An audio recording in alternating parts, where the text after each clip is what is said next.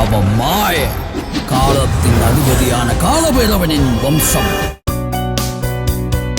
தனது காதலர் யார் என்பது குறித்து சமூக வலைதள பக்கத்தில் அதிகாரப்பூர்வமாக அறிவித்துள்ளார் நடிகை கீர்த்தி சுரேஷ். 15 ஆண்டுகள் தாங்கள் இருவரும் காதலித்து வருகிறோம் என கூறி தனது வருங்கால கணவருடன் எடுத்துக்கொண்ட புகைப்படத்தை எக்ஸ் தளத்தில் பதிவிட்டுள்ளார். நடிகை கீர்த்தி சுரேஷ் ஆண்டனி என்பவரை திருமணம் செய்து கொள்ள உள்ளதாக கடந்த வாரம் தகவல்கள் வெளியானது.